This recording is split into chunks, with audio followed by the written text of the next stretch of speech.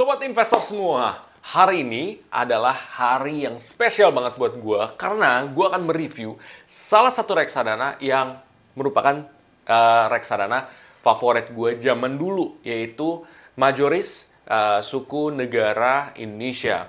Nah, ini adalah reksadana obligasi. Kira-kira ini penilaiannya seperti apa di saat ini ya, pada saat Mei 2023. Bagaimana analisa gue? Buat teman-teman semua yang penasaran, simak videonya setelah yang satu ini.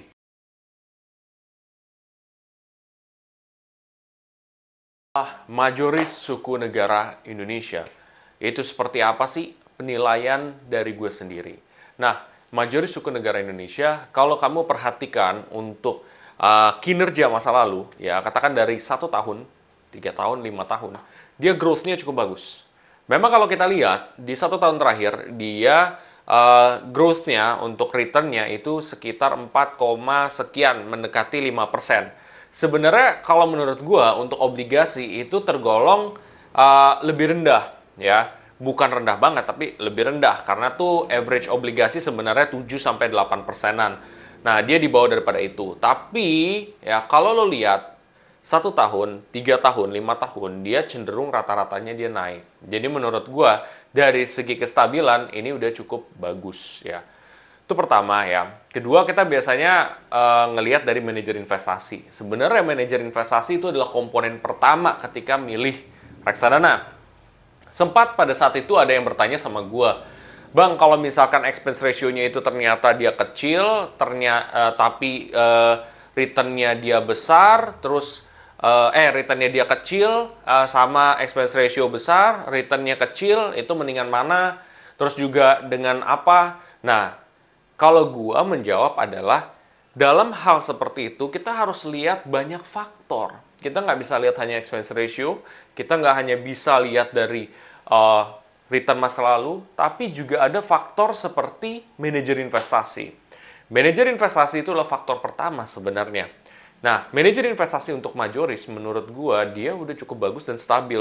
Dari beberapa tahun lalu gua berinvestasi di reksadana, dia tuh growth-nya cukup stabil. Jadi menurut gua manajer investasi ini tuh udah cukup baik dalam mengelola reksadana-reksadana yang mereka punya.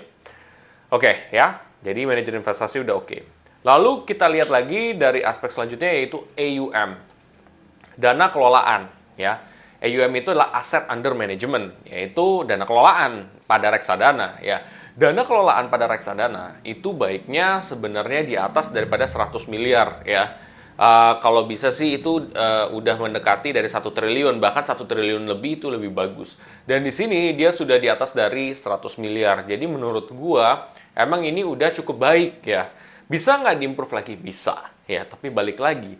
Ketika kita mau membeli reksadana, biasanya dia punya 1 atau 2 minus. Yang mesti kita toleransi, ya udah tapi nggak apa-apa deh. Ya udah kita tetap beli. Misalkan contohnya ini, ya dia AUM-nya belum sampai triliunan untuk satu reksadana, ya udah nggak masalah. Tapi kan dia di atas dari 100 miliar, jadi ya udah. Itu aspek dari AUM. Lalu kita bisa lihat lagi dari misalkan return masa lalu tadi udah ya. Lalu kita bisa lihat daripada expense ratio. Expense ratio-nya di sini 1, sekian ya.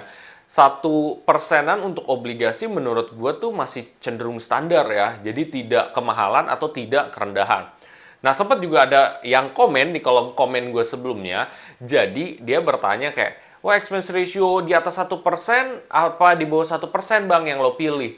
Nah, kalau menurut gue adalah bukan masalah expense ratio di atas 1% atau di bawah 1%. Tapi tergantung dari jenis reksadananya.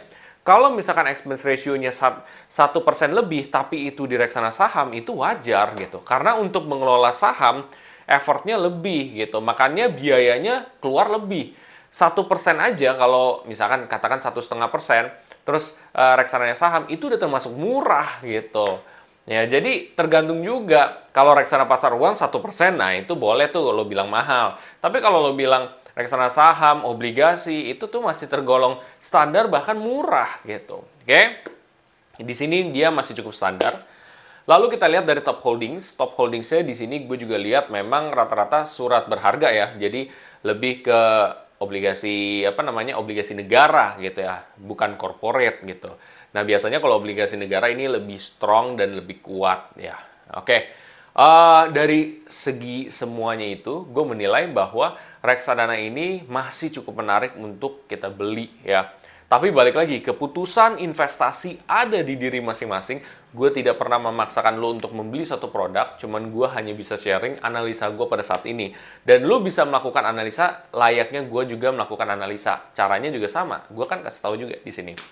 Oke, buat teman-teman yang setelah ini termotivasi untuk mulai berinvestasi reksadana di aplikasi Bibit, lo bisa pakai kode referral gue yang ada di kolom deskripsi di bawah ini. Dan apabila setelah ini kamu termotivasi untuk share konten ini, entah misalkan di TikTok, di YouTube, entah mungkin di Instagram, di Facebook, kamu coba share aja. Gue juga punya TikTok, lo juga bisa kunjungin, yaitu Jason Armus ya. Di situ juga banyak edukasi finansial dan asuransi juga. Sampai jumpa.